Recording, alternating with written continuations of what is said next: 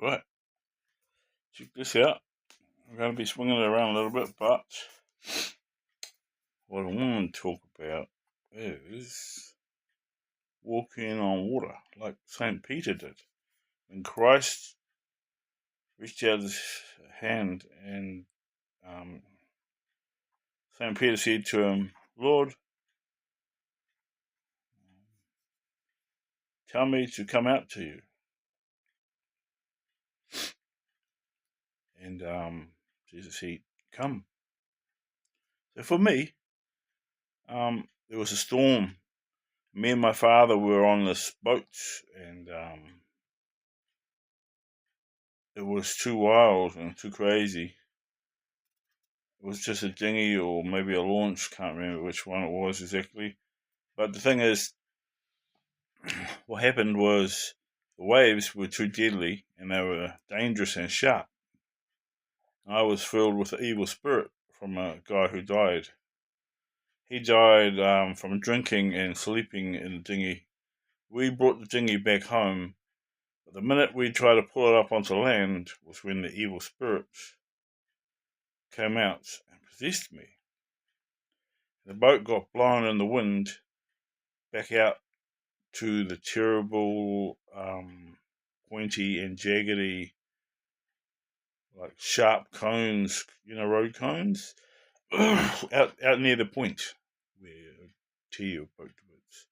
It would have you dead. So what happened was, my father said, son, we can't just stay like this. We'll get swept out to where it kills and tears you apart like cement. And it'll force you under. You won't be able to swim back up. And what happened was, he said, come on, son, get on our knees and pray that God cares and that Christ loves. And what we want is him to stop the storm, quiet the storm. And what happened was the waves are still psycho as. It didn't go calm.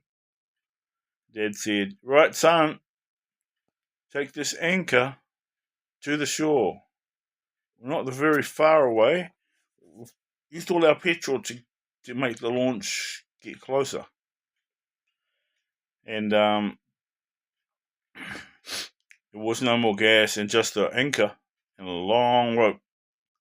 He said, I'll give you the anchor. I'll throw you in. Because what happened was the storm washed all the sand away. So that just left a channel real close to the beach. And I managed to get onto the beach. So he gave me this great big rock to carry. And I had to just jump out the boat with the anchor and the rock, one in each arm. And I had to just walk my ass as hard as I could because the rock was quite heavy. So that's the thing, is I bust my ass, but I wasn't allowed to breathe underwater. It was way over my head when I jumped in. The waves were splashing, and it was crazy because they got up to almost a meter high, and I was just about that tall. So I could walk with the rock and go close. But the thing was that he said, go to shore. It wasn't very far to go. But maybe a meter or 10, like, what do you call it? 5 meters. And so I had to get into the sand, past it, and we had a giant garden with a fence out the front.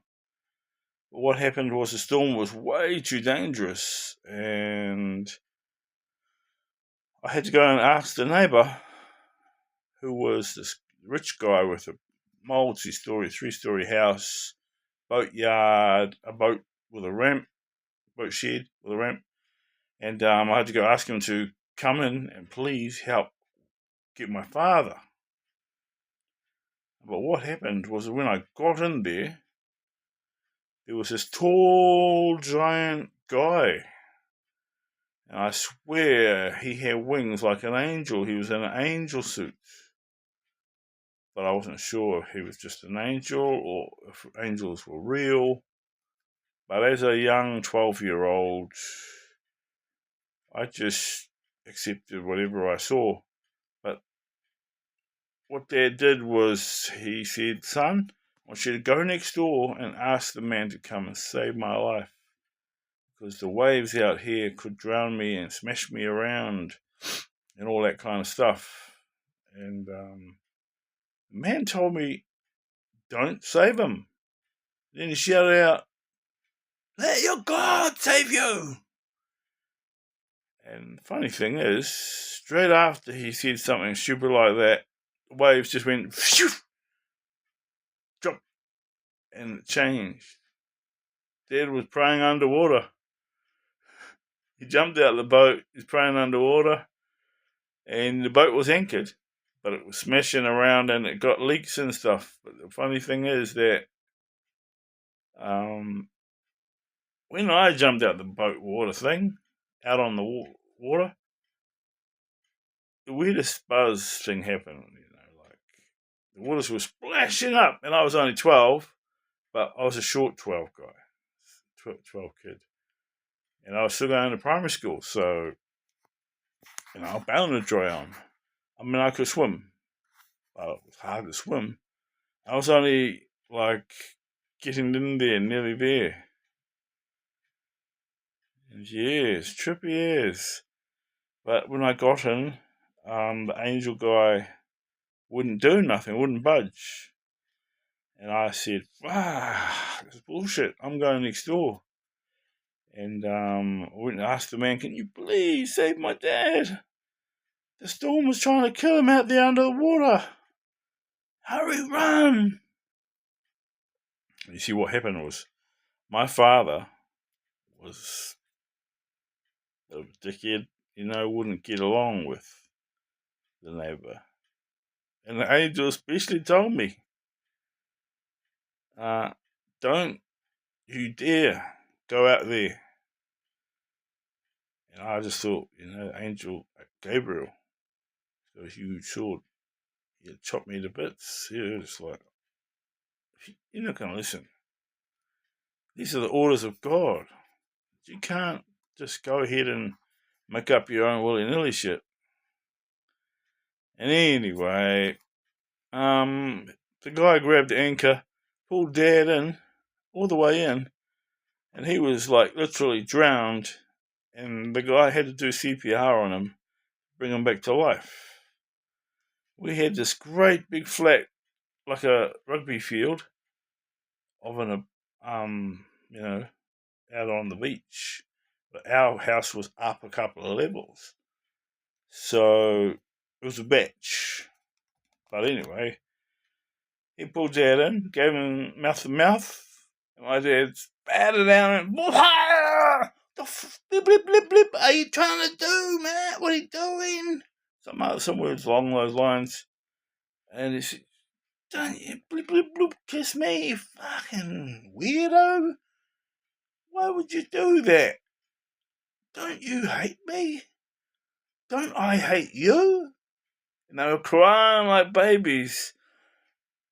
And he said, "I would help anyone if I could. Especially you muppet. You swear words and this and that." And next thing you know, they're laughing his ass. They're both their asses off like crazy. This is like they're showing love in a weird, queer kind of homo way. And Dad wasn't a queer or a homo. He made me. And you can't do that if you're a queer. Not unless they fall out your ass. I don't think so. I never fell out no one's ass. And so anyway, the angel was satisfied and the storm went away and Dad lived. And yeah, it's just the strangest shit. And then I thought it was an angel, and it turned out to be a guy around the corner who was tall, that's all. Like an angel. But he was, 8 foot tall or something, Buzzy, maybe 13, who knows. It was very tall. And well, my dad was really happy after that. He said, "Son, I thought I told you to bloody get in there and get him on the help. Pull the bloody rope in." But anyway, the angel ended up coming to help pull him in. It wasn't an angel. It was just a tall guy. I thought he was an angel. Dad, did you see the angel? No, I don't know what the fuck you're on about. I was here with no angel. Only me and the neighbour. Oh, okay, no worries. But after a while, I got to go see around there. There was this guy with a boat. He was a bastard to me, and it was had corks in it, so they screw in. But I unscrewed them for funny because that was funny. He said, "You swear words," and I never found that fucking screw-in-able corks. He had these corks with plastic molded to the put the plastic in, and then he stuck a cork in it, and then he coated it again. So, yeah, there was a giant guy, tall, 13 foot or maybe. I don't know what the measurement was exactly. Won't boast or babble. But the guy, he was the guy who said, "Nah, fuck your father, fuck him, he can drown. He's a bloody asshole." And just because I told him that my dad had beat me a couple of times, made him, don't want my dad to live. I was crying and begging him, "Please help get my dad. I've only got one dad in the world. This is the one." And he saved me from my mum's making me live like a lost sheep with no name. I had to go to school in Auckland where my auntie was, and I had this little cousin that wanted to molest me. And long story short, I was taken by my mum to go live somewhere else when I was young. And I didn't know my dad then. And as a baby, one day he chucked me on the floor while I was in the seat of the chair, the plastic chair. And I had to eat puha and pork bones. I got fucking sick of eating that shit. I didn't want to eat the same bloody shit as yesterday all the time. They would drink like crazy, and then he would have no money. Go and get some watercress or pork bones or puha or whatever it was. But it was meat. So meat and veggies, feed the baby, make sure he gets fed. I was only 2 then, or something small like that, 1 or 2. And we lived in Western Springs in our new house that they mortgaged. But then they started boozing and fighting, and Mum got thrown across the house because she didn't pay the money. And she smashed through a jib wall, and it looked like I was crying so much because it looked like my mum was going to die from it. But she didn't. She survived. And one day, after they got divorced, I ended up living with my mum a little while, and she put me with the other auntie in another town. And they told me, "Your name is Dan," or something else, like Daniel or something. They said, "You better live and know that name. And you own it. It's yours. If you say something of your real name, he's going to take you away and going to bash you instead of mother."